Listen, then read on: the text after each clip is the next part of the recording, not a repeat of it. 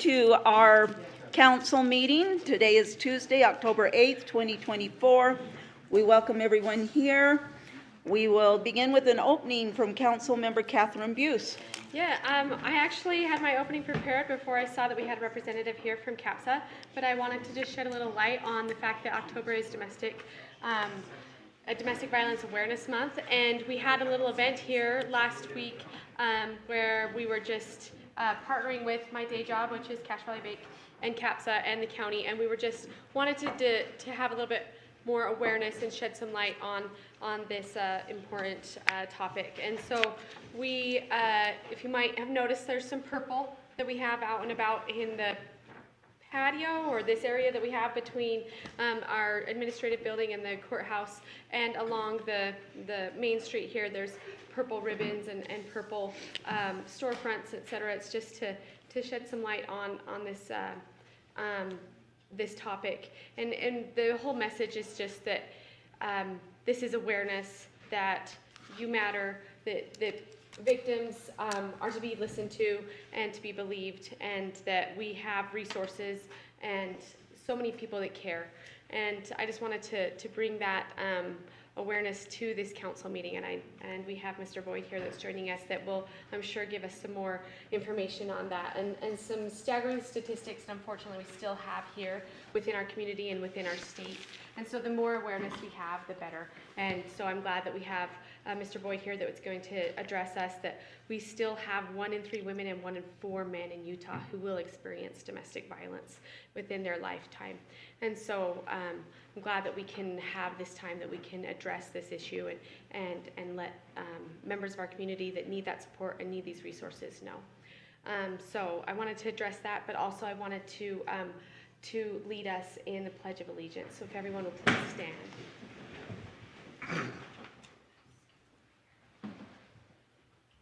I pledge allegiance to the flag of the United States of America and to the republic for which it stands, one nation under God, indivisible, with liberty and justice for all. Thank you, Councilmember Buse. We appreciate that. I also would like everyone to know that Chair Erickson and Councilmember Goodlander are joining us by phone. So they're on the phone listening to us. All right, has everyone had a chance to review the agenda? Move to approve the agenda. Second. It's been moved and seconded that we approve the agenda. All in favor? Aye. Any opposed? All right. Has anyone reviewed the minutes from September 24th, 2024? Carl has. I read them, but I don't go as he. And I didn't see anything amiss, so I would make a motion to approve the minutes. All right. Second. Okay, moved and seconded that we approve the minutes from September 24th, 2024. All in favor? Aye. Any opposed? Okay, very good. All right, do we have any report from the County Executive's Office? Yes, thank you, Madam Chair. Dirk Anderson, Chief Deputy County Executive.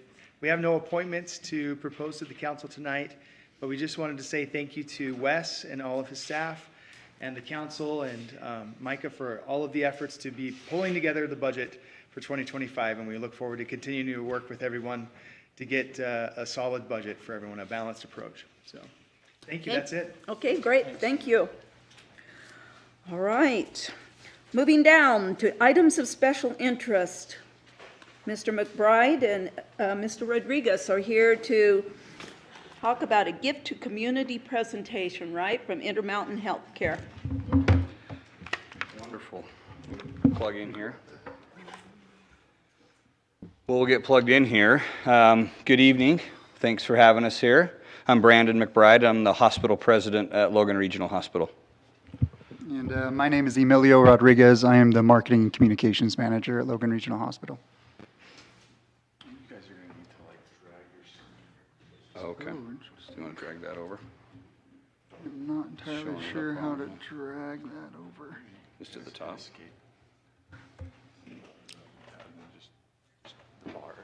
Yeah, maybe let that go up and then, Click on there you go. Oh, see how that drops down? See if you can, these max. it. They do not work too hot. Do I need to exit out of it and then just do it? Let me try it this way. Sorry, everyone.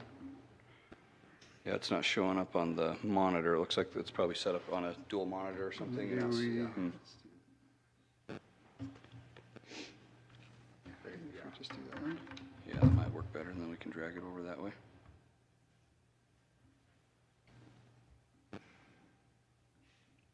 Look like it's, Can it, do you mind if I? Yeah, go for it.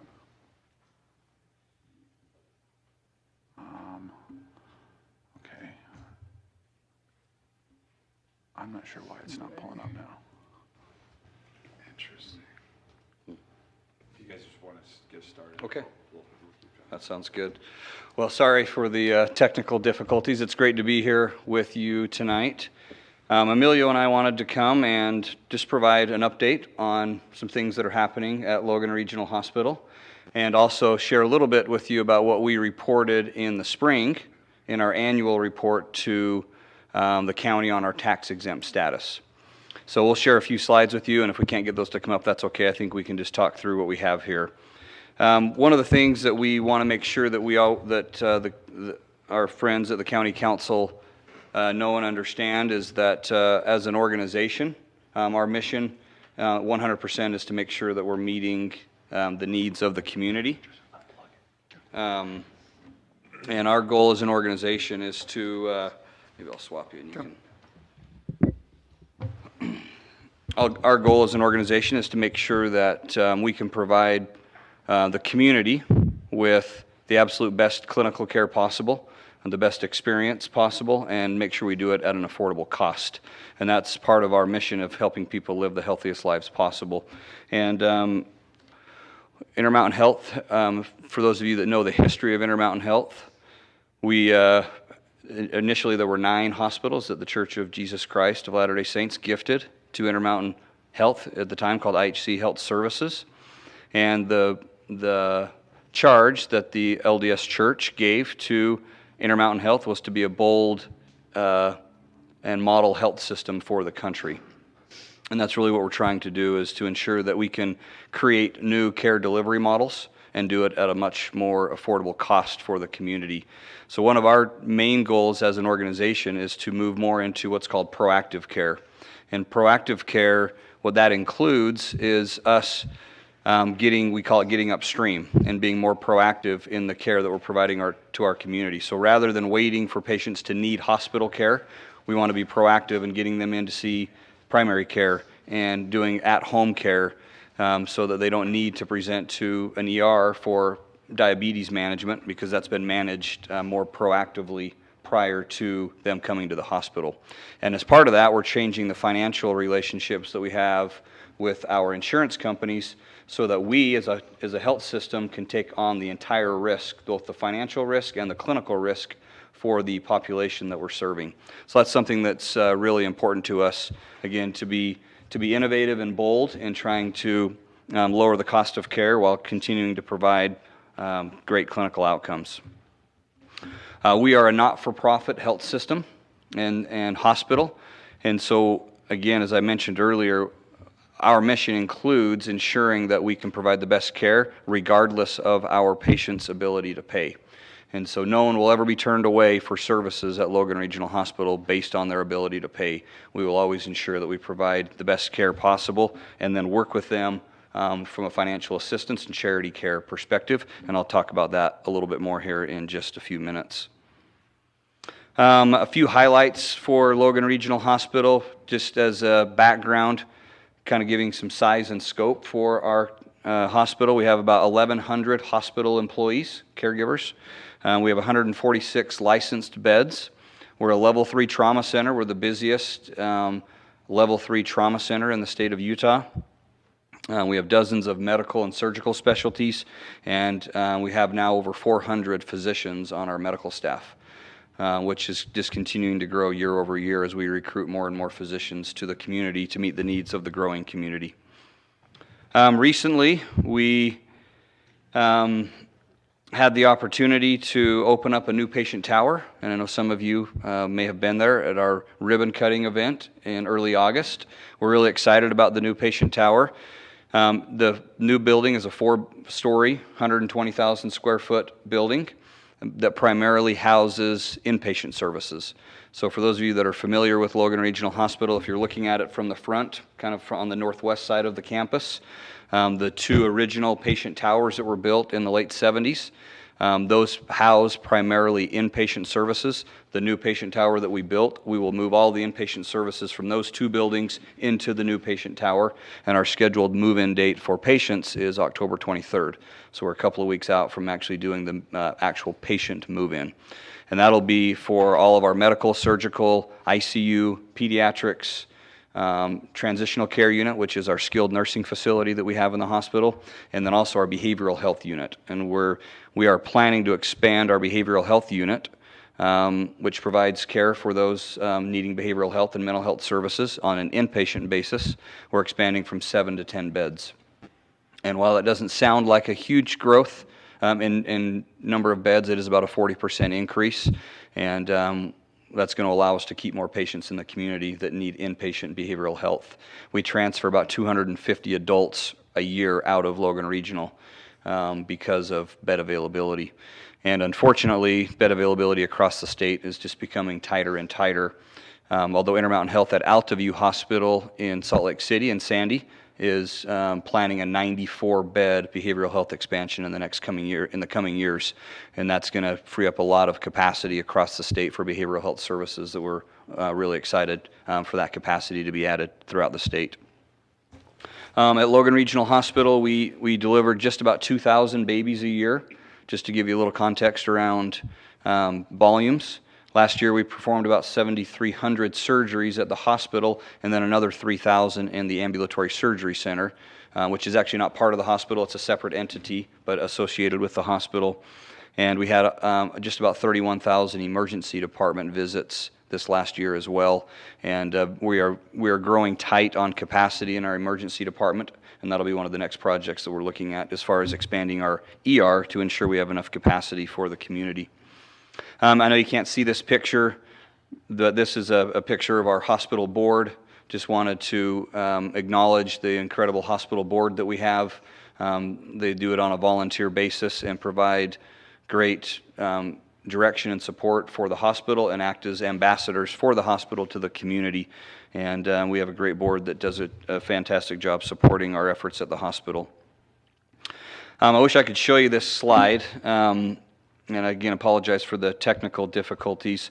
One of the things we wanted to highlight for you all, and we highlighted this in our spring meeting for those of you that were able to attend, is because of our not-for-profit status, we have a responsibility to ensure that the level of charity care that we are providing to the community at least meets or exceeds the level of, or the tax burden we would have had were we not a tax-exempt organization. So the estimated tax burden, property tax burden that Logan Regional would have had in 2023 is about $2.4 million. In 2023, we provided just over $9 million in value-adjusted charity care, so a little over 3 times of the property tax burden that we would have had. We're really proud of that we can provide that to the community.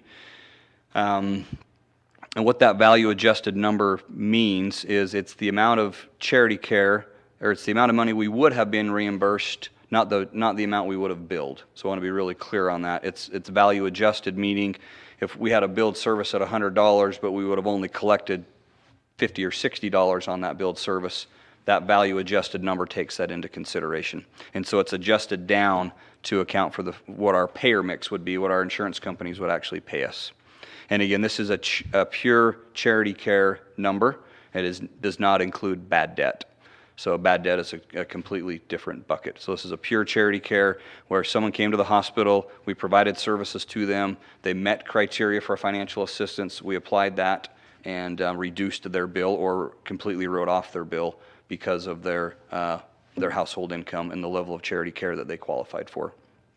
So we're proud of the ability to provide that to the community and recognize that helps a lot of people in the community out when they need care and may not be able to afford that. And our financial assistance policy is very, very generous. It goes up to about 300% of the poverty level and different tiers of charity care that can be provided to individuals who might need that. I think the last thing we wanted to discuss with you, and then we'll open it up to questions, and I'll let Emilio discuss this. This is our community health needs assessment that we partner with the Bear River Health Department with every 3 years. So Emilio, I'll let you discuss that. Yeah, no, absolutely. At Intermountain, we're very focused on what we like to refer to as swimming upstream when it comes to our community and the needs that it has. And so what we do is we partner closely with Bear River Mental Health, Bear River Health Department, and a number of other community partners. And we focus on 3 key drivers.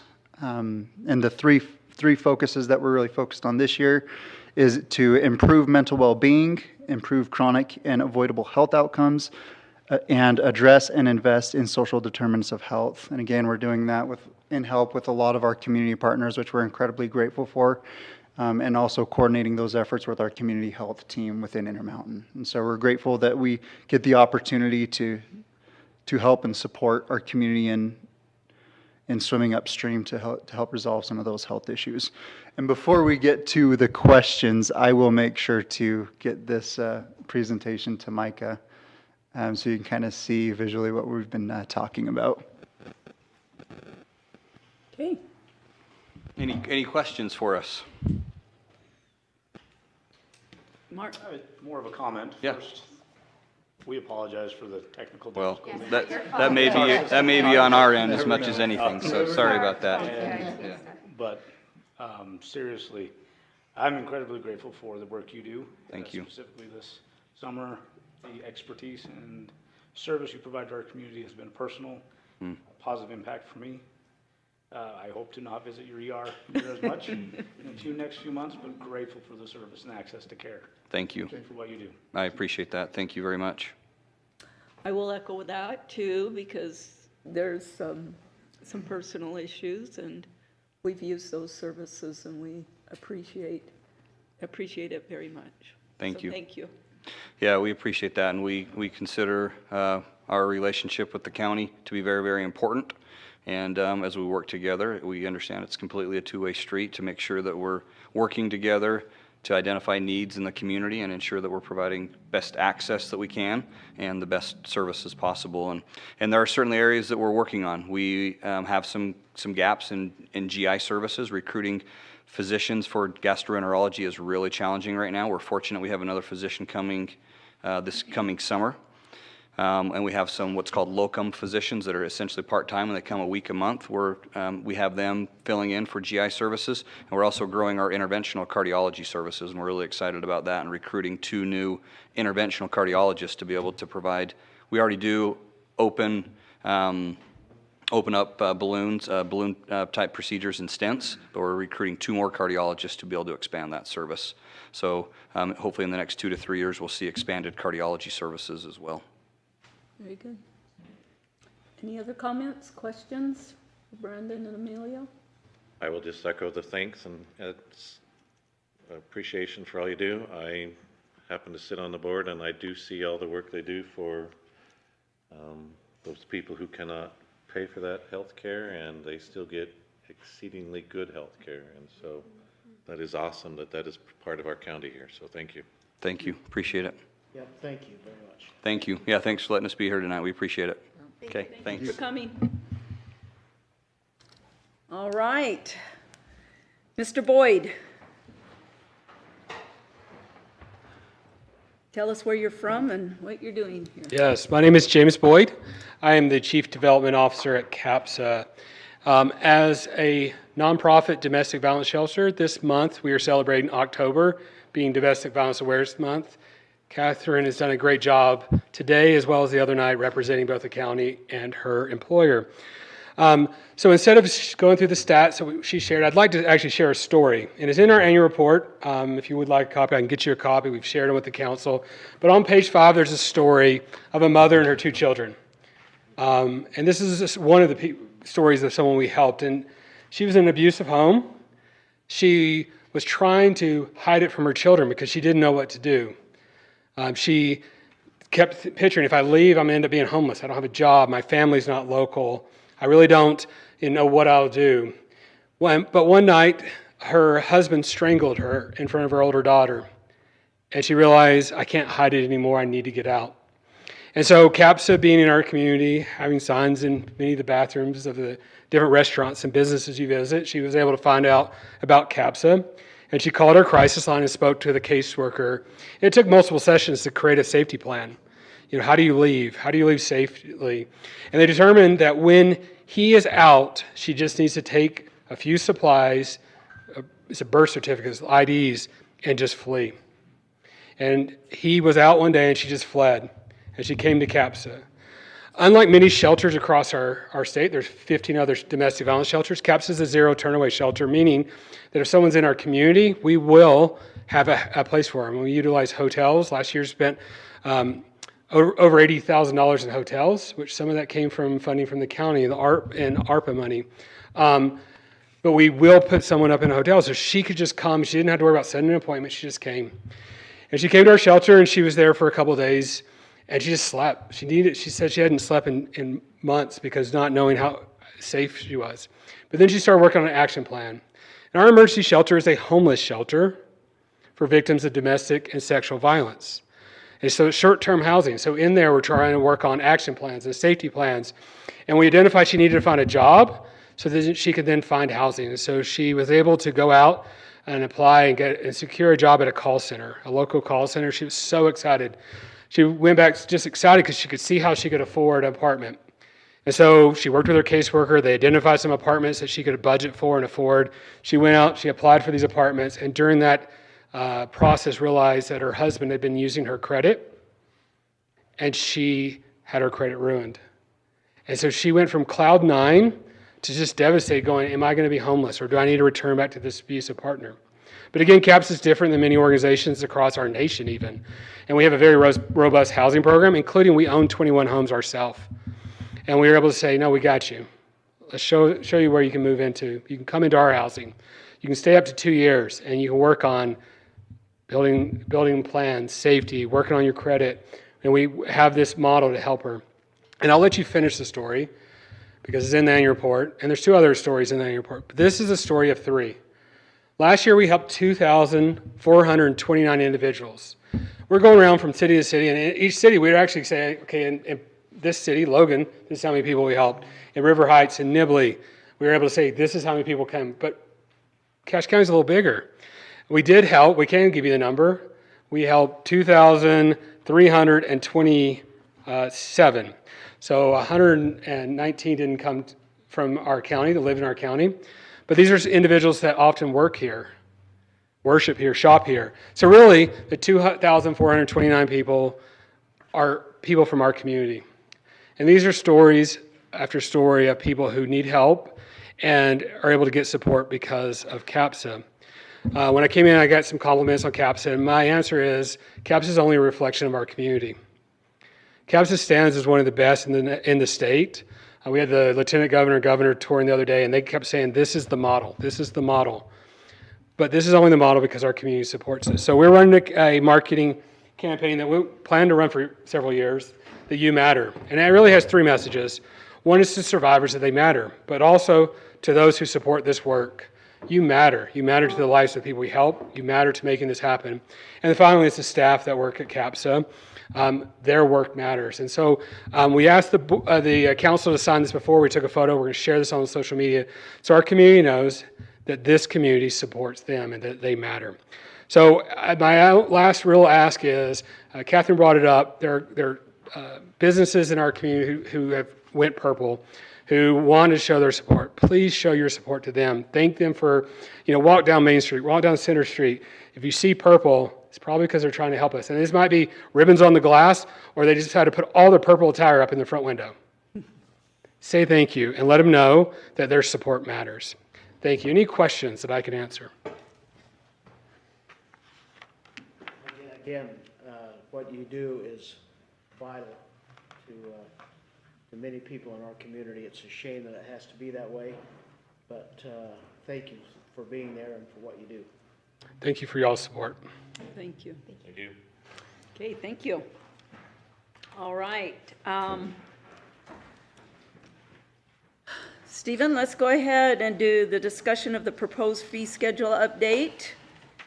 And then we may need to, depending on how long that takes, cut a little bit and go into our public hearing.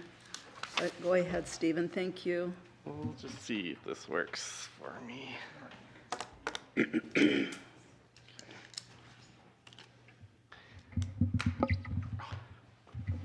it might just be the wire. Who's up there? There it is.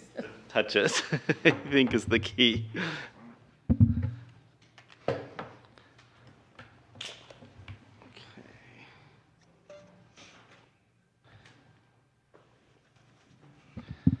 Okay, thank you, Council, for giving me this opportunity to talk about our fee schedule with you a little bit today as you're reviewing the 2025 budget. As I presented some aspects of this a few weeks ago when I did my department review of my proposed budget, but we're getting to the point where I would like some additional direction on a few items before we finalize what the fee schedule is going to be. And so that's what I'd like to discuss with you today. And so the first thing that there's kind of three areas that we'd like to cover, and I'll just review these real quick. The first one is the planning division, where we would like to review how our fee schedule for land use applications. As noted, we did a study over the last few months and showed that particularly for our zoning clearances, we were undercharging for the amount of work and service that was provided to review those applications. For our GIS, what we'd like to look at is review we provide many GIS services for cities. Our GIS department has grown. We've had to hire an additional individual, and also Esri, the company that we use, has increased our fees by $15,000, almost doubling the cost of our GIS software for starting in 2025. And then building, what we're wanting to do is simplify our fee structure without changing our overall revenue. And then this would make our building permit fees more uniform and across the board, and more transparent as well. So the first, zoning. This is our current fee schedule. I know it's a little bit hard to see, but the main ones that we'll be focusing on is our zoning clearance, which right now are currently a zoning clearance is a land use application for pretty much anybody in an unincorporated county that wants to develop the property to any extent. So this could be building an agriculture building, a single family home, a business would require a zoning clearance. And so as you can see, we charge $75 for our primary use, $30 for an accessory use, and $30 for an agriculture use. Well, this is what we currently cost us in time to be able to review those. So for zoning clearance for a single family home, based off of the current pay rates on average for the person that's reviewing it, it costs the county about $672. Accessories are very similar, it costs us also about $672. And then for ag, they typically are about half that cost at $307. So as you can see, there is quite a substantial gap in in the service we're providing and the revenue that we're receiving to provide that service. And so what we've done is we've reviewed our fees, and we've came back with with three different fee proposals that we could potentially look at helping to cover some of that gap. After talking to a couple of you, it doesn't seem like there is a little bit of hesitancy to make such a huge jump. Going from $75 to $600+, that's quite a big increase. And so we're looking at a couple of middle ground options as well to help pay for that. So this is the first proposed fee schedule, and this was the fee schedule that was included in the packet.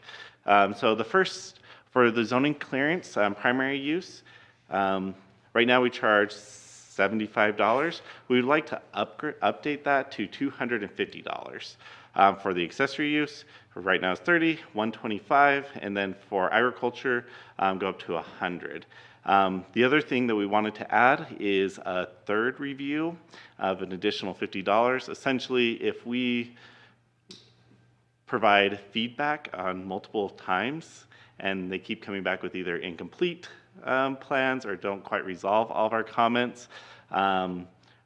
We would like to, once we hit a third review, we'd like to charge an additional $50 because that is extra services that we're providing that isn't necessarily covered. A couple of the other new fees that we'd like to add is a sensitive lands review. This is an additional $100. Right now we don't charge anything if there's any sensitive lands on the property, even though typically it requires a deeper study of like a topo report or geotech report or a review of floodplains or wetlands. And so that would be an additional fee because it just takes more time. And that was something on here as well, that a sensitive lands review typically costs us an additional $342. A couple of the other items that we're looking at doing is, now that we've separated out our plat reviews based on state code, how the code is going to work is that we'll receive a preliminary plat from the applicant that will be reviewed by the Planning Commission, and then they'll do a final plat submittal that is reviewed by staff for approval. That final plat submission includes construction drawings, which is a lot more involved and detailed. And so we'd like to, well, right now we just have one charge for our preliminary plat, or just for a plat, which is the $1,600 plus $60 per lot. And then what we'd like to do is separate that out and charge the $600 for a preliminary plat review as it goes to the Planning Commission, and then as they file for a final plat to charge the remainder, that $1,600 plus the $60 per lot. The other proposed fee is floodplain permits, currently $25. The idea would be to raise that to $50. And then for variance and appeal applications, right now we charge a base fee of $300, or right now we charge $300. What we'd like to do is change that to $500 base plus half of the cost of us running those services. We contract that out to a land use hearing officer who's an attorney who charges about $300 an hour to review those. And on average, they are about $1,000 to $2,000. And so the county is traditional for the government to cover half of those charges in these review applications. But a $500 base fee would help cover that initial cost, and then we would bill out the difference. And so the next fee proposed is essentially the same except for the zoning clearances, which have been bumped up from primary use to $500 for zoning clearance, accessory use $400, agricultural use $200. And then a third cost, I don't have a table in here, would just be to, or as you'll see in tables, would just be to raise it to match what the estimated cost would be for us to actually run those services. So one thing that you'll see is based off of our revenue projections, you see that changing our zoning clearance is a substantial change of the revenue that we'd receive. And that's mostly because if you look at how many applications that we receive per year for land use, the vast majority of those are zoning clearances. Everything in orange is a different type of zoning clearance, and then all the others are the other type of applications that we receive. And that's actually another reason why we wanted to look at our zoning clearances, because that we feel like those are taking the majority of time, but those are also one of the cheapest applications that we have. And in addition to that, one of the other aspects is when looking at comparables from other counties and cities for different type of land use applications, our zoning clearances are a little bit low. Most of them for a site plan review charge anywhere between $150 to $500, which are equivalent to what our zoning clearance is. But our conditional use permits and subdivisions are all pretty comparable to other entities.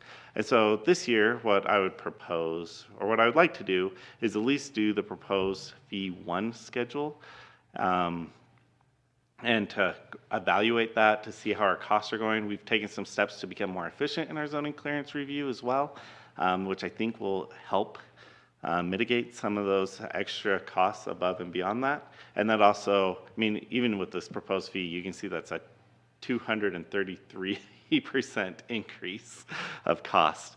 And so that's the first set of changes that I would like the council to consider, and I would like a little bit of feedback on what direction to take. A question, Steve. Yeah. On the preliminary plat, $600 proposed fee, and then you made a comment that the balance of the fee would be carried into the final plat subdivision. But underneath that, you've got 1,600 plus $60 per lot or parcel. I- So would that then translate to a total of $2,200? Yeah, so I misspoke when I said that. The plan would be there'd be two separate fees, and when you file a preliminary plat, it'd be $600, and then when you file the final subdivision plat, it would be the $1,600 plus $60 per lot. So they'd be two separate. I realize how I stated it, it sounded not like that, but that wasn't my intention. Thank you. Yep. Are there any other questions or on the zoning clearance or, yeah? Do you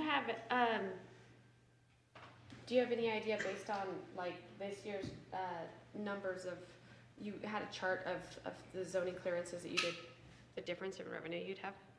Yeah, so this is based off of 2023. I did have a chart in here. I think I had a chart in the initial proposal. But we'd be looking at, if we were to raise it to the proposed fee 1, we would be looking at somewhere, based on what we're thinking we're going to get next year, if interest rates continue to drop, we'll likely get somewhere between 70 to 80,000 in revenue. And blue is what you got. Yeah, blue is the Your current, actual revenue. yeah, what happened in 2023. That would be Yeah, so it could be a substantial increase. a little more indicative of the time that you're putting into to do. Thank you. Yep. Any other questions about Yes. this? Steve, on this review, you're talking about that third review, because if they come back with, and they still haven't provided, I know we've talked before about maybe making some kind of checklist or anything to give to the client so that we don't have a problem with that third review. Has that been brought up or has that been corrected? Yes, so one thing that we have done, and I saved this for the very last slide in case this question came up. If you remember a few weeks ago, we talked about our review times. One of the issues that we've had is that our reviews took forever, and so final approvals took forever. And part of the issue was we didn't communicate really well with what was required. And so on our applications themselves have been updated to include a checklist of everything that was required to submit, plus an example site plan for everything that was included. We do accept hand drawings as long as they are to scale, or at least enough to scale that we can review it. And then one other thing that we've done in this past year is we updated the way that we gather input from other departments and created a clear list that we send out to an applicant so they know what steps they need to do in order to improve their drawings or their application. And so that way, that's one thing that I actually think you see. Our final date difference between, that's the red line, has dropped. And a lot of that has to do with the fact that we are getting better reports out quicker, or we're getting our feedback to them quicker. But another reason I believe that's taking place is that our reports are cleaner for what an applicant is supposed to do. Awesome, thank you. I guess one thing that I'd like to know as we move forward and get ready to propose, I think my recommendation would be that we move forward with the proposed V1 schedule. Is there any concerns, or does the council want to be more aggressive, I guess? Madam Chair, could I ask a clarifying question that might help with this? Okay. Stephen, I'm interested, just for the benefit of the council to know, or to ask the question, tell us about the overall nature of our clients. So for instance, where I'm trying to go with that is, these changes will affect, is it the same people that come in every year because we have a certain number of developers, or is it largely individuals, families that come in and we don't really have repeat customers? Yeah, for zoning clearances, it's rare for us to have repeat customers. I mean, we'll occasionally get an applicant who will build multiple buildings on their property over the course of a few years. So those will be repeat customers, but a lot of times it's one and done. They want to build their home and their garage or whatever on their lot, and then once they do that, they won't ever talk to us again for the most part. For building permit fees, that's different because we have a lot of builders like Visionary or Karchner or Sierra that we get, hundreds of permits through a year, and will next year as well. And so these are mostly just one and done type of customers. We won't see them very frequently. And then a follow-up question, if I may. In relationship to the cost of building a whole home, and I'm kind of wondering if these proposed new fees, if you looked at other counties and other similar approving agencies, if these are reasonable, high, low, right in the middle? Yeah, I would say if we jumped up to the 600, that would be unreasonable. My review, not a lot of other entities do the zoning clearance process quite like us. It's a little bit different. But for a site plan, which is comparable, a lot of the other governmental entities in the valley and also other counties surrounding us will charge us about $200 to $400, somewhere in that range. So that's one other thing. I feel like the proposed fee one feels more reasonable and is easily justifiable to the public and to the applicants. Thank you. So you and I have talked, and I'm fine with proposed fee one with your mentioning of let's try it and see how it goes from what that jump goes. But I know we've also talked about, these are people who are coming in and meeting the requirements. I want to know what we're looking at as far as those who are not complying, fines or fees there, where we're at on that also. Yes, so we do have a proposed updated fee schedule that's going through the Planning Commission right now for those who violate the code. What we're wanting to do is right now we have a civil system in place to some extent. It's a little bit weak and I want to make it more robust. So that's the code change that's being proposed from the Planning Commission does that. What we can do now is charge, it's either a Class B misdemeanor for most property owners or a civil citation of $100 a day. My general recommendation is to take the civil route, partly due to civil is much simpler to prosecute and to collect on than a criminal fine. And also, we can do that in-house. We don't need the sheriff to implement that for us. But the $100 per day is not always very motivating for some property owners. We have a few property owners that are currently accumulating fines, and we have a couple that are going through the justice, or we don't go through justice court at the county, going through district court through a justice court type process for collection for violators. But for some of our bigger violators that are profiting off their violation, $100 a day is almost the cost of doing business. It's not a huge penalty. And so what we're wanting to do is create a more detailed fee schedule where different violations have different ranges, and in order to help us enforce and have a better motivation for those who are not in compliance. Perfect.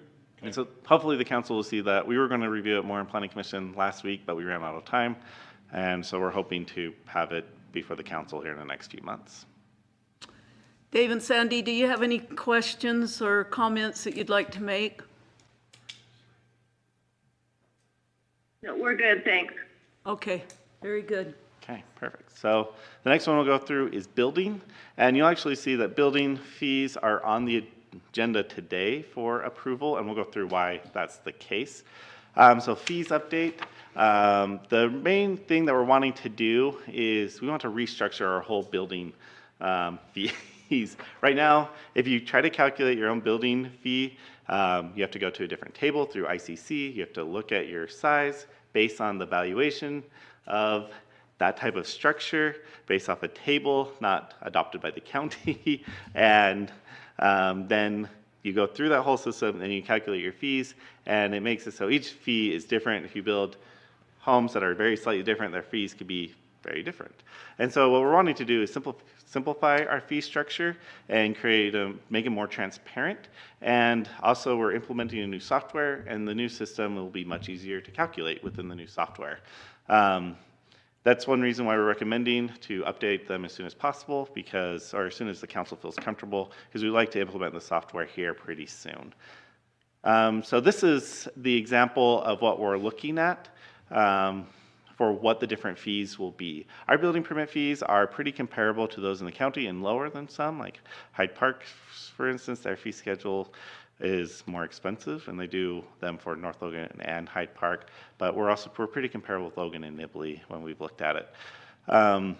But you can see the fee changes are a little bit different depending and a little bit more uniform because just based on how the table is structured. And so if your building is this first one, your building is 3,645 square feet. Your building permit fee will be $3,480.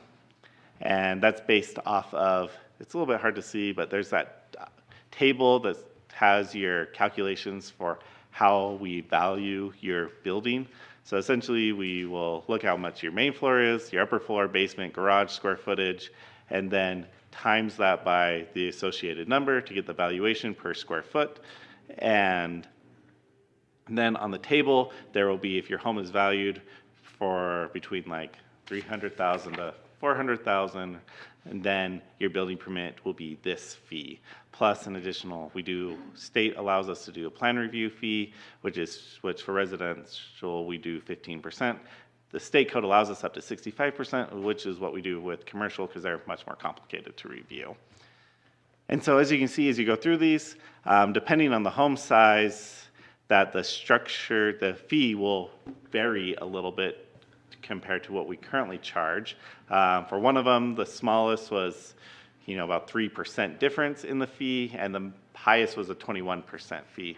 But overall, the averages, as you break them down, ends up being, between these 6 that we reviewed, which are 6 recent building permits that came in, ended up being a net gain of 0.82% total. So we're looking at, overall, we're expecting our revenues to be about the same, but we feel like the system is easier to use.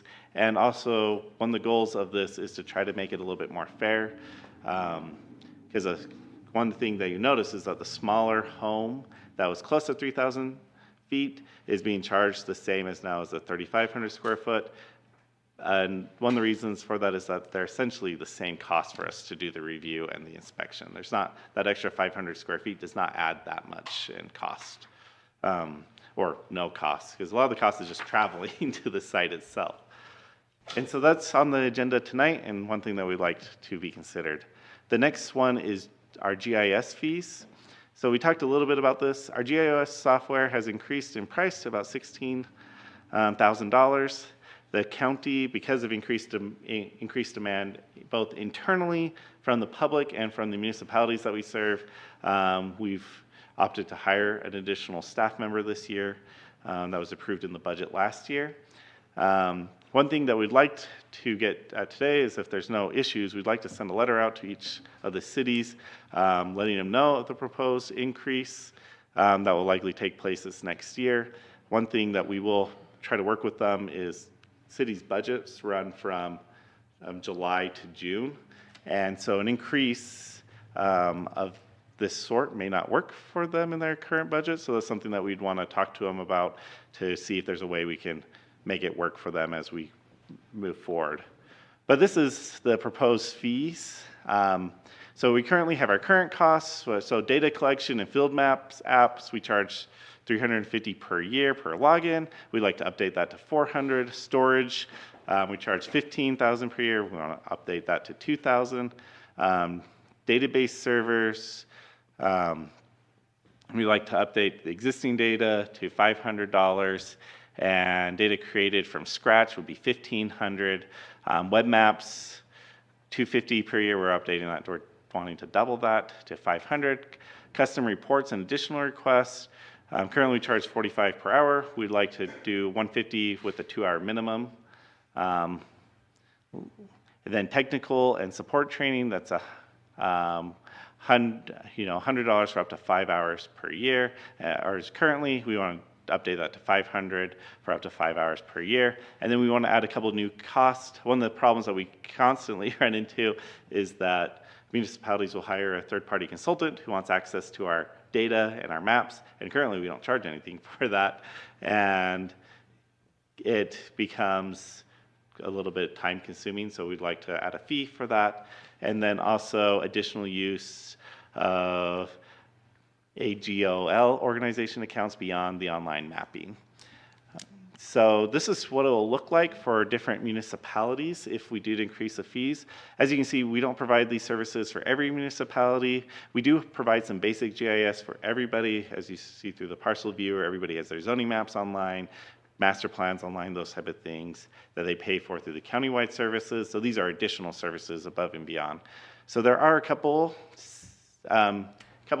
cities that will be hit the hardest. Will mostly be Hiram, which will see a jump from 600 to 4,000. Nibley, which would see a jump from 2,200 to 6,100, and the North Logan, which would be 22 to also to 5,600 based on their current services.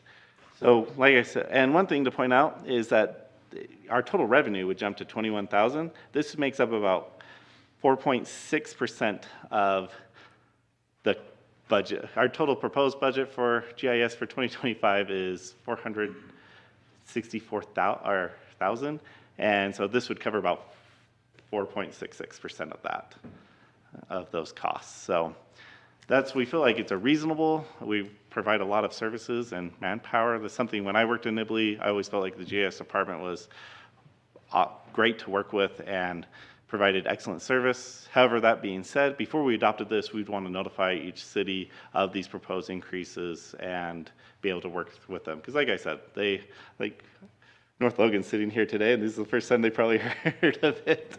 And so we'd like to work with them to ensure that as it's implemented, that we are mindful of their budget years and that it can be implemented in a way that works for them. Okay, so, All right. and then that was it. Your report? Yep. Okay, any comments, other questions from anyone? Micah, could you research other counties' fees and then report back to us before October 22nd? I think I'd be more comfortable with knowing what other counties are doing before we actually take a vote on this. Didn't you compare most of those with?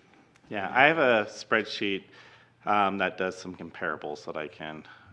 It's not as clean as would be ready to present, but that's something I can clean up and send out to the council.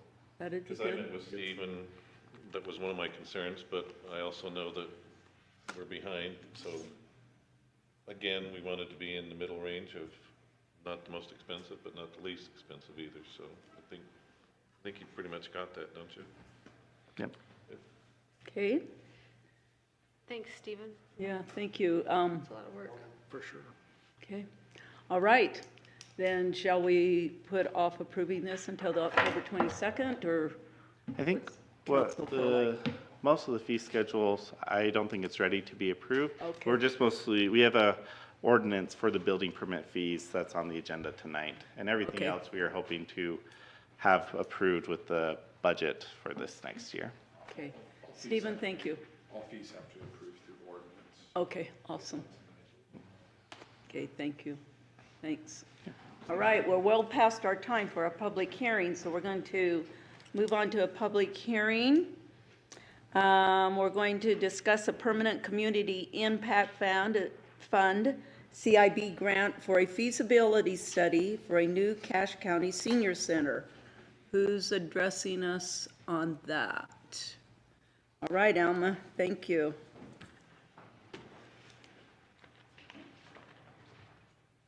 So this proposal came to us, and Councilmember Goodlander and some other representatives got together and discussed the opportunity to submit for this application for a community impact board to get some funding.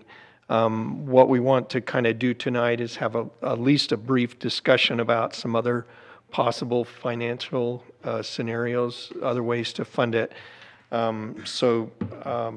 Giselle is the director of the senior center, and she got a bid, a proposal for a bid to see how much it would cost, and it came out at about $50,000.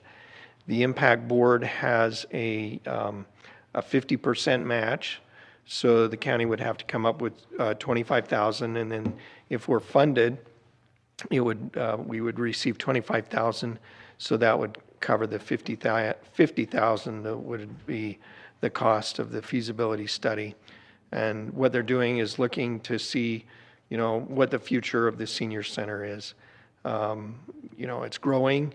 The county is growing. The senior population is growing, and the senior center is just running out of space. They're providing more services, but they just need to look and see what it would take to explore the opportunity or the feasibility of another senior center somewhere else. And so that's what we're coming to you to ask about. And I don't know if there's other opportunities. The CIB, Community Impact Board, does have an opportunity for loans, but we were directed that it would probably be best, because it's under $100,000, it's probably best to ask for a grant. So I don't know if there's any other opportunities for other financial scenarios we could look at Okay. to fund it. Okay, this is a public hearing, so would anyone in the audience like to address this? Move to close the public hearing. Second. Okay, it's been moved and seconded that we close the public hearing. All in favor? Aye. Any opposed? All right, so do any of you have any questions for Alma or? Alma, could you clarify, you said that we would receive $25,000 in a grant, and then we could apply for, or we would have matching funds? Yeah, the county would have to, the CIB requires a 50% match. So the feasibility study, the bid that Giselle got, was around $50,000. So we submitted a request for $25,000 from the CIB board. And so the county would have to come up with the other 50%. Okay, thank you. Any other comments? Dave, Sandy, any comments or anything you'd like to say? No, just that I am in full support of this. I think that the services that we offer to the senior center are pretty vital for our county, and they're outgrowing their building, and the building is inadequate. So we need to figure out what we can do and what we need to do to move forward with that. Okay, thank you, Sandy. All right, any other comments? Okay. Do we take a vote on this? Nope, nope, okay. Okay, thank you, Alma. All right, the next item on our public hearing, it's close to 6 o'clock. Adopting the 2025 annual budget, Resolution 2024-23. Any comments or discussion on that? Go for it, Micah. Right, some of the stuff that we talked about in our workshop today. Obviously the budget was presented by the executive and Wes Bingham, our finance director, 2 meetings ago. On the 18th of October, that's a week from this coming Friday, the Appropriations Committee will be meeting to discuss market of merit, recommendations from the Compensation Committee, and then also all new manpower requests that have been requested from the department heads. I think we're going to have department heads at that meeting, or at least any department heads who made requests will be invited to that meeting. It is open and public. So that will be next Friday, Friday after next at 2 o'clock, the Appropriations Committee. So there will be just a couple other things that I consider kind of personnel related that we'll also bring up at appropriations. First responder mental health, Amy Adams has submitted some information on some options there for you to consider. So we'll bring that. Just a few other, again, personnel type items that we'll bring to your attention in that meeting. Okay, thank you. All right, again, this is a public hearing. Do we have anyone out in the audience that wants to address the budget? Move to close public meeting. Second. Moved and seconded that we close the public hearing on Resolution 2024-23, adopting the 2025 annual budget. All in favor? Aye. Any opposed? All right, so it sounds like that we are not ready to adopt the budget. Is that what I'm coming to conclusion, or? Okay. I'm certainly not ready. Okay, all right. So we will, any comment, any discussion? We still have some departments to hear from. too. Yeah, that's Just to right. add that to the meeting, there's Okay. still department reports to be made, so. Okay, Yeah. very good. One more budget workshop. Okay. Okay, very good. So it looks like we're move this to another date. And there's one of them. Executive, airport, need to work with Jordan Mathis, we're gonna have public health department. Okay.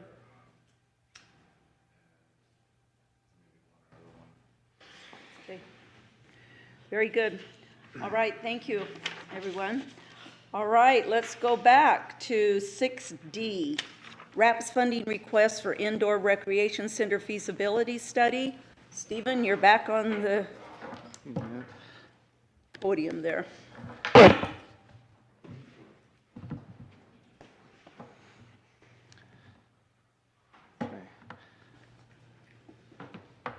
It detected it, it just didn't like it. Just left it up there. I should have.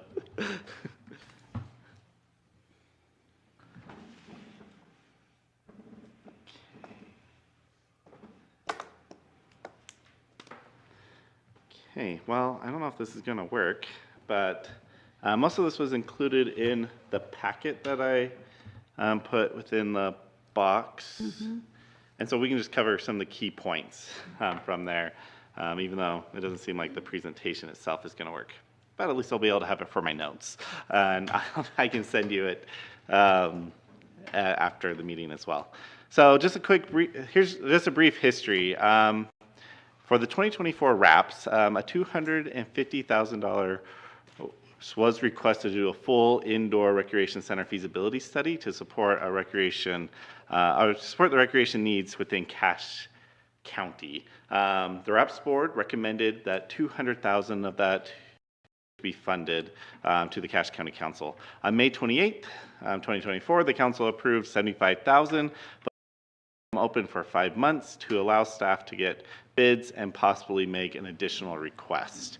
At that meeting, there was a lot of discussion about how that was going to be funded, whether or not the $250,000 was accurate. We didn't have any bids at the time, and so there was the council left it open for us to be able to come back.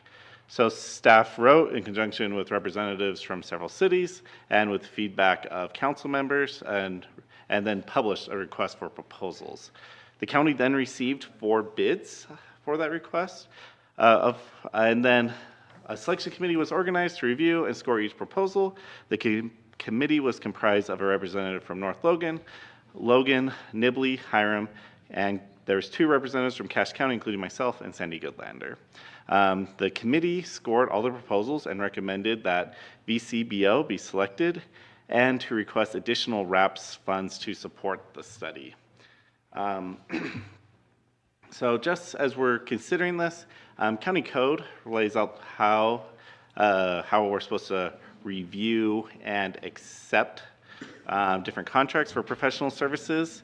We're supposed to advertise, this is in Cache County Code, Title 3, Chapter 8, Section 70. It states that negotiate contracts for professional services on the basis of first, demonstrated competence, and then demonstrated qualifications for the type of service required, and then fair and reasonable price. So as the county went through, there was a selection score that was included in your packet between the 4 different firms. You'll see that we had VCBO, Sports Facility Company, Soprano, sorry, it's not Soprano, it's Sparano and Mooney Architecture and Method Studios. And the RFP laid out the criteria for how to do the judging. Each was judged on project understanding and local familiarity, project manager and key staff, relevant experience, the budget, proposed timeline schedule, and approach methodology. With the budget, there was a criteria, and it was a more an exact grading schedule. Essentially, if you're the lowest price, you got the full points. If you're second lowest, you got marginal, you got a little bit less points. If you're third, you got a little bit less points, and then anybody below that got 0 points. And so, so the project, VCBO received a score of the total out of 80 for each person who scored. For project understanding familiarity, got a 78. Project staff managers and key staff got a 77. Relevant experience got 79. For budget, they got a 0. Proposed time and schedule, they got a 38. And approach methodology got a 72. The projects were overall scored. VCBO got a total of 344 points. Next was Method Studio, got 329. Then Saparno and Mooney Architecture got 274, and the Sports Facilities Company got 247. So just to go a little bit into why the selection was made, really from the get-go, the committee felt that VCBO and Method Studios were probably the most competitive of those applications. However, it really came down to VCBO had much more extensive history and background doing these type of studies. Within the report, you probably saw that they had done Provo's feasibility study, which they were really the only firm that showed a start from finish feasibility study and project implementation. Another interesting fact just about the Provo Rec Center is, according to let me pull it up, the Utah Taxpayers Association issued a report on different rec centers, and of all of them that they looked at, Provo Cities was the only one that operated at a profit of $30,000 a year, but most of the other ones were hundreds of thousands of operating in a loss for their rec center. And so between their experience and the studies that they did, we felt like that VCBO was the best choice. Method Studio did come in second. They were a little bit cheaper, but it partly had to do with how their fees were structured. They had a lot of optional items within their report. Within the application process, we had a question and answer period, and one of the questions was, what's the budget? And so we told them what was funded, and said there's a possibility of additional funds. And so we saw a few of the firms propose exactly at the budget, and then here's all your additional services you can add on. So in the end, VCBO and Method Studios were pretty comparable in price after you look at all the comparable services. So what I'm asking today is for some additional RAPS funding to be able to fully fund the project. VCBO broke out their project into 2 phases. The first phase was mostly initial site gathering or information gathering, site evaluation, stakeholder workshop, reviewing the market needs, and additional public outreach and concept analysis and design, which would run about $58,000. Phase 2 was a much more detailed analysis and detailed concept design renderings, a statistically valid survey, funding models, and recommendations, which would run $87,000, putting the total project cost at $145,000. As previously stated, RAPS funded $75,000 of that, putting us short about $70,000. So we've looked at a couple other funding options. North Logan and Logan have both agreed to help provide some matching funds. North Logan at $17,000 and Logan at $14,000. That would require an additional $39,000 from RAPS in order to make up that gap. But one thing I would like the council to consider as we're reviewing this is my staff's recommendation is that RAPS fund the entire project, and for a couple of reasons. I think the biggest one I think is perception, is that this project was initially geared as and proposed as a countywide planning project and to try to evaluate the needs of the entire county. And though we do have, I don't think North Logan or Logan would try to take advantage of the fact that they are funding and other cities may not have participated. There may be a perception that is the case. I've also reached out to some other cities to see if if they're interested in funding, and I have not received anything positive back yet. And so I would prefer that if we were to do some sort of matching fund, that would be a more equal analysis, but then we're going to have a lot of cities that will opt out, and therefore, if we were to do it that way, their needs and population may not be included necessarily in the study, depending on how we set it up. And if we just fund it completely from RAPS, it appears it can truly stand as, we'll do our best to make sure that it's evaluated fairly based on the needs and demographics of each community. And so my recommendation is that RAPS award an additional $70,000 to the project to fully fund it, and so that we can move forward, but there are a couple other options on the table. The other option we could do is move forward with VCBO Phase 1 for this year, and then next year, if we like what Phase 1 showed us, we could potentially request funds to fund Phase 2 as well. So if we wanted to break that out over a course of 2 years, but if we were to fund the whole thing today, they would be done by early summer. Any questions? Question. Yes. Why is there a 0 under VCBO under budget? Because they were the most expensive of the projects. The request for proposals required that, I essentially set out a scoring system where the lowest got full points, and then the next two got some points, but not all, but anybody that was more expensive than the third would get 0 points. Well, then the next question, why did they score above the score of 43 on proposed timeline schedules? So that was an error in the calculations. I fixed it in my presentation. So the proposed timeline was really 38. There was just one of the tables did not get on my sheet, had an error in it, which bumped that up more. And so I went in and fixed it and that was on the, it's on my presentation. So I did notice that, but I noticed that after I sent it out.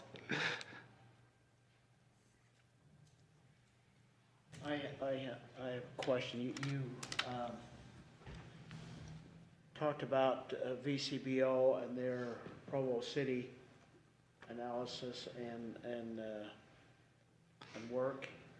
And one of the things that we've struggled with in doing it countywide is where to put something countywide where we have people from Lewiston to Avon, and to make it so that this would really be a county-wide thing.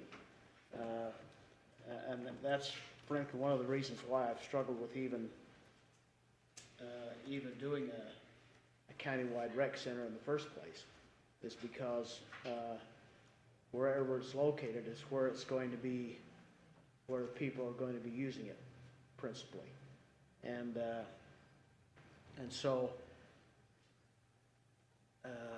do you have questions or concerns about the fact that VCBO, their principal study was to a meets and bounds city where people within that city would be the ones to be using it, as opposed to a widespread population like ours for the county, and how they would approach something like that, as opposed to encapsulated city? Yeah, so that's a really good question. And that was one of my biggest concerns, and actually something that we felt that after the review, we wanted some additional information from the applicants about that ownership question, because we felt that none of the proposals on their face, though, may have outlined something about that, didn't fully address the question or outline their experience. And so VCBO responded, which was included in the packet, that they have worked with special recreation districts they've worked with county ownerships for recreation and local municipalities. And so I felt like their breadth of experience, though Provo is probably their best example of beginning to finish, they've worked with a lot of these different organizations, either districts, counties, or cities, at different times within the process.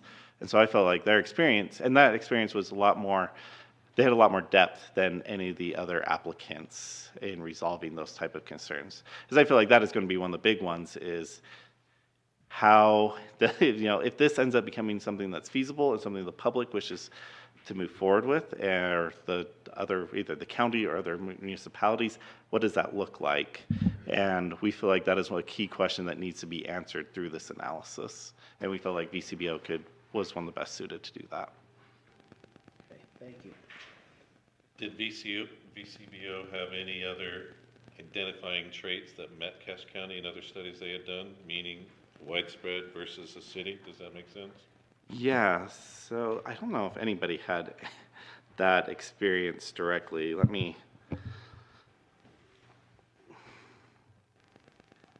look. It's one of our. Let's put it another way. I mean, for instance, if you look at the footprint of Cache Valley, miles and everything else, was any other recreation center covering a swath that big? Yeah, so they've had experiences working with, because Salt Lake has a recreation, their county does the recreation, and they've had a lot of experience working within those areas with Salt Lake County based on their letter. And I think that's probably the most comparable, is it's a much larger population and not as rural. Sorry, I'm just going through their application.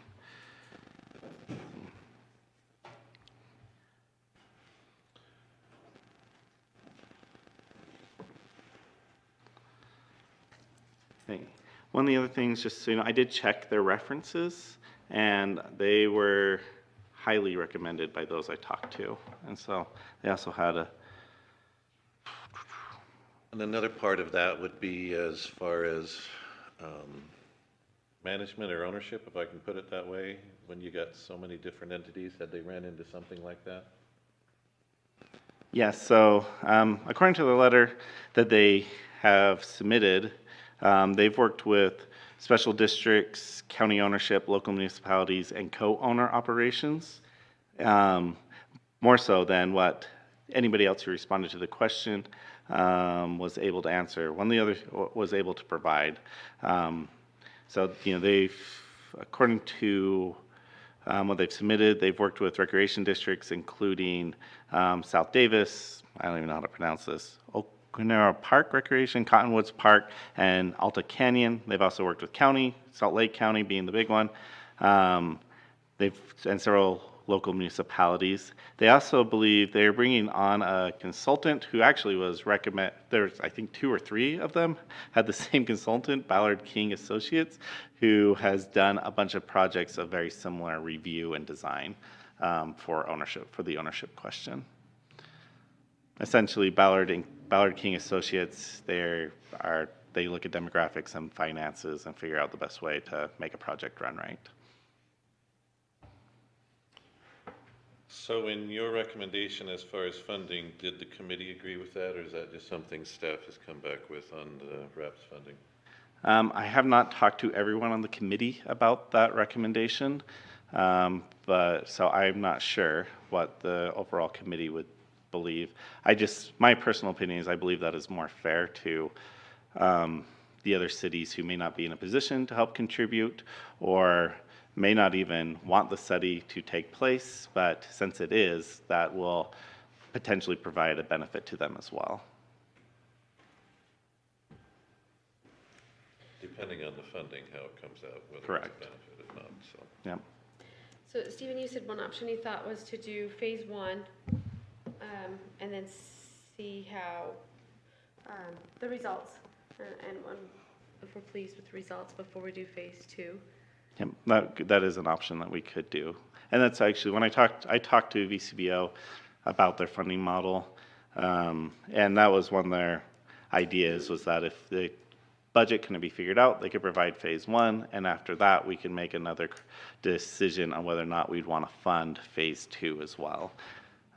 Phase 1 gets us more at the conceptual levels, get us better understanding of what the direction we should head, why phase 2 really nails down all those details. What was the difference in cost again? Phase 1 was? Phase 1 is $58,000 and phase 2 is $87,000. It seemed to me like we should have phase one done first, again, before we determine whether or not it's feasible to go further. The question I have, now this is RAPS funds, Alma, this may be directed at you. I'm agreeable with the phase one first, but then would they need to come back with next year's RAPS funds and request the second part? Or how, okay. Yes.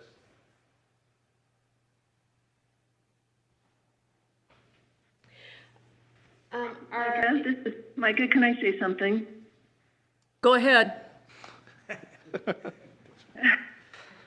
I was in a lot of these meetings when we talked about this study, and I feel like Stephen has been really open to suggestions and would be open to more suggestions from everyone.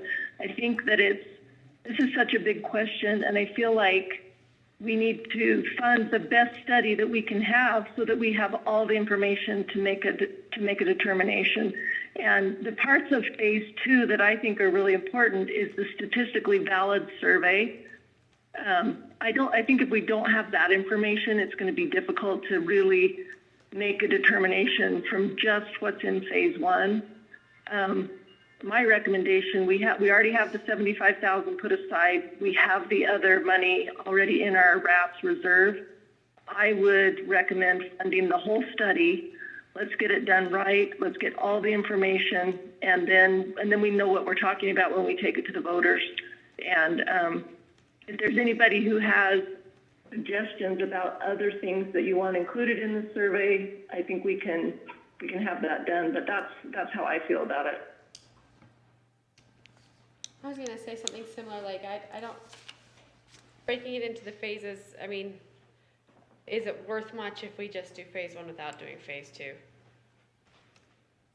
Is it even, well, we have spent $58,000 in Bain, you know, if we don't collect everything in phase two, as I'm looking at this.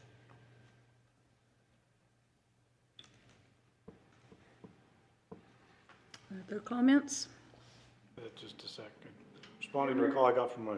Yes, Dave? I've got a question for Stephen. Okay. I noticed on his little spreadsheet that it says other cities, there is no other money or other funding from other cities. I thought there were some other cities that were participating or doing a study themselves. Is that right? Correct. So Nibley City is already pursuing a study of their own that potentially would complement each other, but they're currently doing their own thing. And some other cities have indicated that they could commit some additional funds, but as of this moment, the only two that have committed a dollar amount is North Logan and Logan City. I would be in favor of just go ahead and financing the phase one right now, and then let that progress, and then work. Then when we get those results back, we can look at those and then go to phase two if we decide. No, I agree with you, Dave. One of the reasons I suggested phase one is because part of that phase is site evaluations and then stakeholder workshops, which would bring together hopefully people from all over the county, the dispersed areas as well as those more centrally located, to get then some kind of feel for what actual use from the dispersed county population would give to a county recreation center, and that would help us to get a better feel for where it could be better placed, or if it even makes sense to do a county-wide recreation center. So I agree with that, Dave. I think the phase one we ought to just do, and then worry about funding the phase two, which we'd have to do anyway in next year's RAPS request, and move forward that way. But that's my feelings. All right. Any other comments? Yeah, Mark? sorry, just making sure it wasn't a family urgent matter. Okay. while I was on the phone. So, the phase one, does that give us enough information for scope and diversity of things that the rec center would include in its programming for us to make an informed decision? At that, I kind of agree with what Sandy and Catherine said. You know, throw some money at it, but if it's not far enough, then we don't get anything out of it, and it's a waste of money. So, I also am very sensitive to the fact that I don't put any more money towards it than what is necessary to get an informed decision. But I want to make sure we're getting enough scoping information and full input from interested stakeholders in phase one. Do you feel that is something Yeah. that can be achieved? so the phase one is looking at the big picture, and while phase two gets to a lot more detailed analysis. And so essentially phase one, you have your initial information gathering and stakeholder workshops, so it's bringing everybody together in the same room, kind of figuring out what is needed, what the desire is. There's also going to be a market needs assessment where they'll essentially look at the demographics, what's currently in demand in the county for this type of facility, and what services would be supported by that. That's in phase one, Yep. Stephen? There's public outreach and visioning, and then a concept design that's involved in that. So we'll get kind of the broad picture of what it could be, while phase two really goes down to like an operations analysis, which is much more detailed, like, okay, maybe the initial analysis says we need like some basketball gyms and a pool or whatever, but phase two will get us down like, this is how the funding of that program will actually work. And what you'd have to charge, what type of facility you would need. Same with long-term maintenance. We'd also get a more detailed concept design and rendering, so we'd have a better idea of what facilities we're providing and location. In order to do that detailed analysis, we'll have to have an idea of what the facility actually looks like and is provided. So, and then also part of phase two is the statistically valid survey of of Cache County residents. And that's really important if we are going to make financial decisions. So like if the county or a municipality wants to enter into a bond or something like that, the statistically valid survey really helps know what the scope of that project should be. Because then we'll have a very clear idea of what the public's willing to support. See, and I find that this is really good clarification because phase one is like, give us your wish list. Tell us all the things that you really would like and what your kids want to do and all the fun things. And then this phase two is like, okay, now what's it going to cost? How are we going to operate? That's the like reality. Yeah. And I think that's really valid information. And that is what I feel like is what we really need to know, the nitty gritty. Yes, and I agree, and that's the way it was designed. Because even when you look at phase one, the cost analysis, they budgeted $2,000 to do, but the cost analysis, or operation analysis in phase two is $16,000. So you can tell there's going to be quite a bit of difference in that analysis between the two different phases. And I guess that's what I've been saying is that let's first decide if it's feasible to do before we then get into the nuts and bolts of whether it's statistically valid, detailed cost estimates and things like that. Let's just first see if it's something we really feasibly can do and if it's something we should do.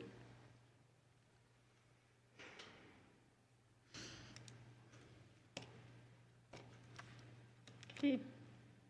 Is there any extra cost associated with delaying phase two? No, I talked to the applicant about it and they said no. I believe we could potentially enter into contract for both of them, and put it subject to receiving the additional funds for phase two in the future, and they seemed open to that idea. How long does phase one take? 16 weeks is their proposed timeline, and then phase two would be a little bit less than that. The whole project, I think, is 25 weeks. The whole project is about 28 to 28 weeks, and the first phase is week 1 through 16, and phase 2 is week 17 through 28. So. And I know the scope of what we were asking them to look at has already been put out there, but, you know, there are many programs that the same staffing involved in a managing and operating a rec center could be involved in that the county currently provides. Does phase 1 give us the opportunity to include those elements? Yes, so one thing that phase 1, one thing that we asked for is comparables to other sites. And I know that was in their scope, but I think it was in their phase 1. I'd have to look at the details, because one of the concerns or one of the advantage or potentially opportunities that we saw with this was looking at whether or not if we were to build a facility, whether it could complement potential other county facilities, whether that's additional office space or library space or senior center space, those type of things. And so though the scope doesn't cover studying how to implement that all together, but would give us an idea of other facilities that have done that and what that looks like.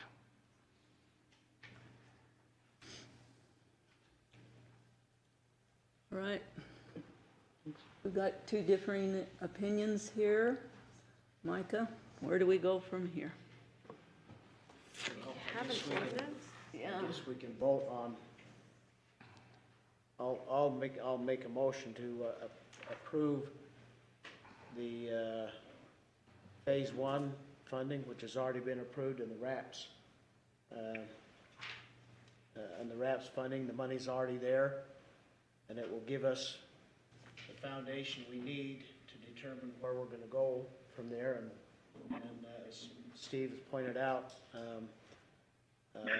VCBO is okay with not having to contract for the full study without a penalty for us. And then let's see where we're gonna go from there. And I'd make that motion to approve phase 1 and use VCBO as the consultant firm as chosen by the committee. I'll second that. Okay, it's been moved and seconded that we, make sure I'm wording this correctly, that we accept VCBO and go through the first phase on that, and then go decide later after that first study what will be given for that amount. And Dave and Sandy, do you have any discussion on it? You know what, Barbara, I still would push to do the whole thing, because I don't think we're going to get enough information about a cost analysis until we do the entire study. And I mean, I understand doing the first part, but I think all we're going to find out is that which people want it, but without being able to quantify what it's going to cost them or how it would be administered, I don't know how we can really make any valid decision. So okay, I'll vote for the phase 1. You know, I don't want to go against everyone, but yeah, I would really like to consider doing the whole phase, the whole thing. Okay, so we do have the proposal out. It's been first and seconded. All in favor of what Carl has said about going through the first phase? Aye. Aye. Aye. Aye. Aye. Okay, any opposed? Aye. Okay, so it has been approved that we'd go through the first phase and get the information from there. Okay. Thank you, council. Thank you, Stephen. Okay, thank you, everyone. All right, let's go to tax relief hardships. We have those on our laptops.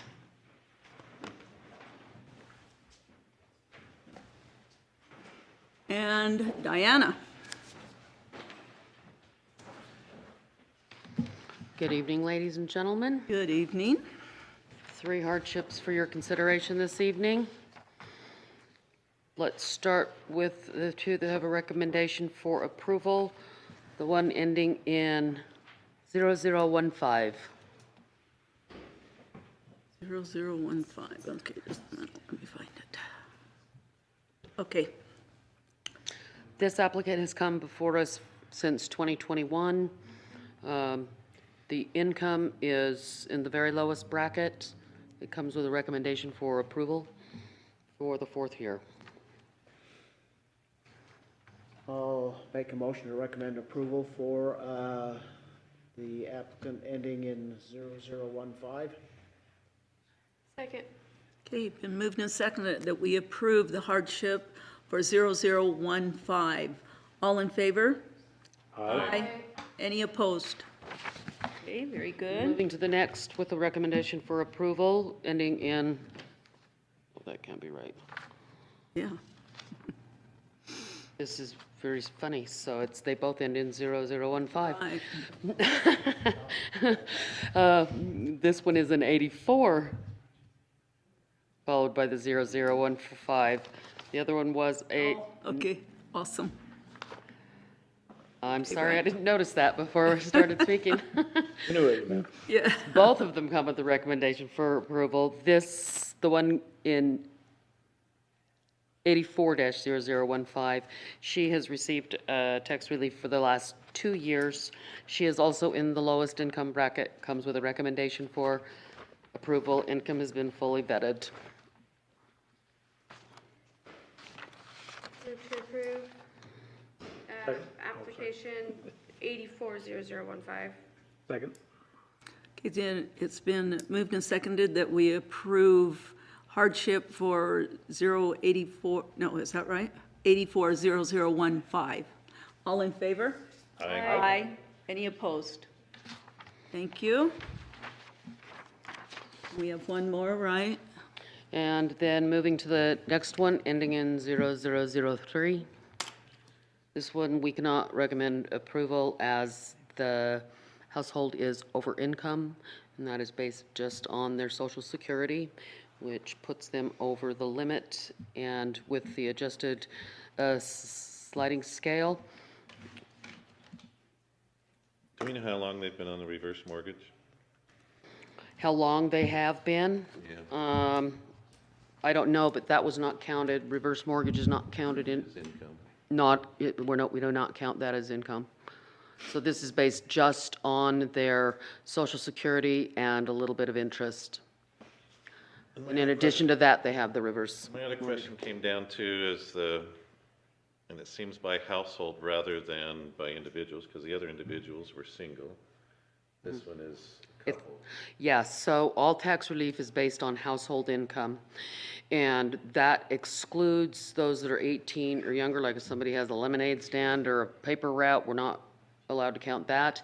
If they are taking care of an elder parent, you are not allowed to count that.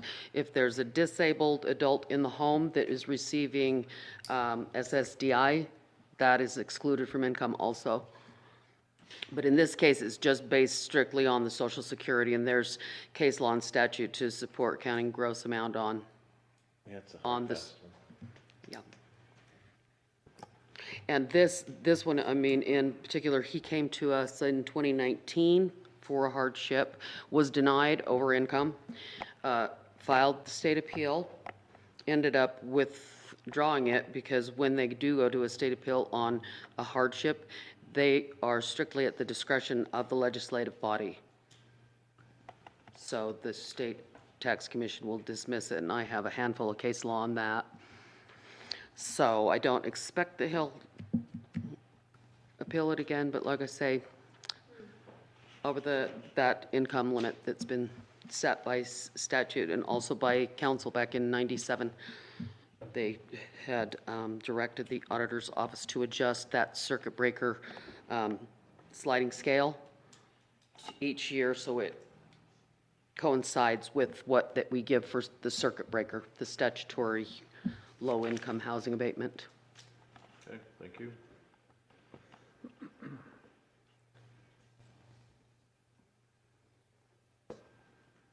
Well, I will make a motion. I mean, it's tough one on this one, but I will recommend we follow the recommendation from staff that we deny this one on 091-0003.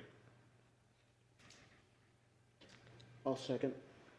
Okay, it's been moved and seconded that we deny request number 0003. All in favor? Aye. Any opposed? Okay. Thank you so Diana. much for your consideration. I you. guess I'll be back next time with the Board of Equalization. Yeah, that, in fact, that's the next item. The Board of Equalization has been moved to October 22nd due to some issues that have come up, and we need to take care of some things on that. So we will not be ratifying the Board of Equalization tonight. Thank you. All right.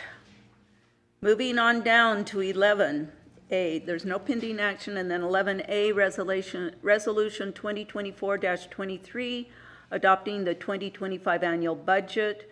I think we've decided to hold that, so thank you. 11B, ordinance 2024-18, an ordinance updating the Cache County fee schedule regarding building fees. And we have Mr. Nelson back.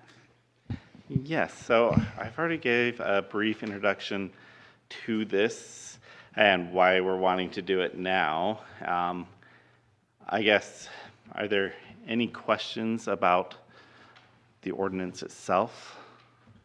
Yeah, because when you compared square footage, and you talked about it, but it seemed that if you apply the cost based on square footage, we actually reduce that in some sense. So my understanding is if we're saying a fee is there, it's almost, if we get back to square footage, the fee should increase as the square footage increase. And I'm just dialing that difference. Does that make sense? Yes, so our current building permit fees is like that. So you increase the square footage, it will increase the overall cost. The big difference to what we're doing now is we're putting similar size homes into the same cost bracket. And so if you have a larger home, for example, within the examples I provided, you have a 5,000 square foot house, their building permit is 4,408, and compared to a 4,000 square foot house, their building permit is 3,480. So we're still doing that, it's just providing broader categories instead of going back to a more complicated, I guess, typically how we currently do it is for every square foot, there is a certain price associated with the permit. So if you go up 1 square foot above another building, it would be very minimal, but technically it would be more expensive. And so what the proposal does is break those out into categories. But it seems to me as you go bigger in your square footage, you're adding more plumbing, more electricity, more everything for the inspector to look. Correct. So it seems like that cost ought to go up as the square footage go up, but yet we're seeing this come down on your scale, right? To some extent, well, really what we're trying to do is bracket them more together. And so you're right that right now you'll see like homes that were on the high end of the proposed bracket will probably be a little bit cheaper, and homes on the low end of the bracket will probably be more expensive. And so, I'm trying to wrap my head around. yeah, overall, if you have a bigger house, your permit will be more expensive once you jump into the next bracket. But if you're still within the bracket, it'll be the same cost. The drive to bracketing is more to make sure our fees are capturing the costs to our obligation to provide to meet Yes. the permit, right? Yeah, that's the idea. Although, yes, it may take a moment longer to look at another square foot, it may not really be an extra cost to us. Is that the justification? Yes, that's the justification. Is, if we're looking at a home that's valued between 300 and 500,000, the cost for reviewing those is approximately the same. But the idea is once you jump up to higher, from 500 to 700,000, the cost goes up because generally speaking, you're going to see a bigger house of that price range. So that's the justification for why the idea was proposed to bracket it. The other idea behind this was to try to make it a little bit more transparent. Right now, if somebody wants to apply for a building permit, they have no idea what it's going to cost them. They have to come in and ask. Cost, does that come from the contractor, or how do you narrow that down on the cost? Because then you get at one of those break levels, there's going to be positioning to drop it into the lower bracket. Yes, so what we do is based off square footage. Essentially, each square foot is assigned a value. That's how we currently do it as well, is that every square foot is worth so many $100. And so it won't depend on whatever the homeowner values it as. Square footage. Yep. Okay.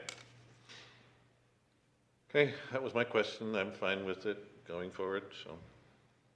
Any other comments? No. Questions? I did have one. Yes, Dave. Yeah, I would still like to see some more comparisons with some other data, counties and things like that before I even vote on any of it myself. So I would hope that we'd hold it just till the next meeting and rather than pass any phases of it. So just to see what comparisons there are, see where we stand. Okay. I concur with. I guess I don't see a big rush right now. Okay, very good. And Carl is in agreement with you. So is that a motion, Dave? Or do we need a motion? I would rather that you guys actually make that motion that are at the meeting. Micah says we don't need a motion. I'm fine with waiting for some comparisons.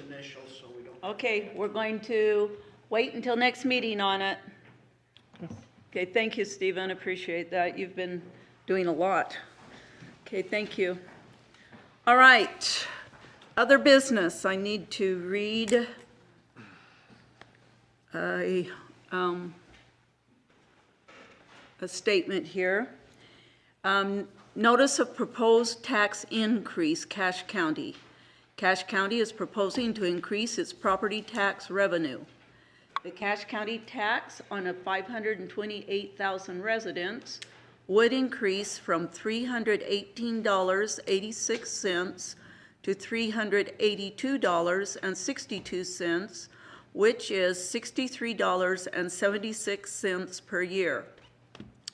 The Cache County tax on a 528,000 business would increase from $579.74 to $695.66, which is $115.92 per year. If the proposed budget is approved, Cache County would increase its property tax budget revenue by 20% above last year's property tax budgeted revenue, excluding eligible new growth. All concerned citizens are invited to a public hearing on the tax increase. The public hearing will be held on November 12th, 2024 at 6:00 p.m. here in the council chambers at 199 North Main in Logan. To obtain more information regarding the tax increase, citizens may contact CACHE Cash at 435-755-1700. Is that a name? Yeah, okay. Yes. You were actually supposed to read this one. Oh, I'm sorry. All right. Now you get a second one. You pretty much covered everything in there. Yeah, okay, I'll read it. I'll read the other one. Notice of proposed tax increase is required by Utah Code. Anybody answer that? Fax. It's a fax number. Should I call it? Okay, notice proposed tax in. Yeah. Yes. So that's finance. Okay, West is okay. thank you, thank you.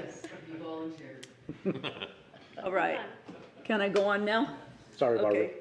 Notice of proposed tax increase is required by Utah Code ANN 59-2-9193AB. Cache County is proposing a 20% property tax increase of $3,580,300 for 2025 to meet competitive wage increases, additional staffing needs, infrastructure projects, and inflationary costs of goods. Cache County has not increased property taxes since 2020. I will add, even though we're proposing the 20%, after we do all the budget things that we're going to do, that doesn't necessarily mean that we're going to go to 20%. We cannot go higher than 20%, but we can go lower. And so after all the budgeting is taken care of, then we will know better what the increase will be. Okay? All right. All right. USU Homecoming Parade this Saturday at 10 o'clock. Any other people to be added to the parade? I may become, I'm going to become a maybe. Okay. My son's flag football tournament is that day, and I don't know what time the games are yet. Okay, very good. I'm a hard maybe. Okay. I'll text Micah, Micah. are you gonna be available to, drive for that and get a truck for us? Awesome. Thanks. Okay. And you'll let us know where we meet and all that good stuff? Email, it's, I'll send it to you. Okay, thank you. And then we have the USA CCC Fall Conference in November at Ruby's Inn. Any other people to be added to that? Okay, and on our report, we have our May through August expense reports, September building permits. Council member reports. Sandy, do you have anything for us? No, not at this time. Dave? Nope. Okay, Carl? No, I don't. We covered where I was gonna talk about already, so. Okay, Mark? No official departments or boards or things have been taking place since our last meeting. We do have a busy week this week with library board meeting tomorrow, and then OMP on Friday. Awesome. Yes, that's true, O&P. Nolan? Nothing for me. Catherine? Nothing, thank you. Okay, it's been suggested that we have another Cassell training so that we can be more knowledgeable. I know, Sandy, you're really good at this, but I could have an additional training. So maybe we can discuss having a training, maybe just small groups of 2 or 3 of us with someone who's very adept at it. Who else has been using it? Nolan, have you? But I'm fine with training. Okay. I've used it, and I'm fine with it, but. Okay, so let's look at that too. All right, any other comments or anything else that needs to be brought up? If not,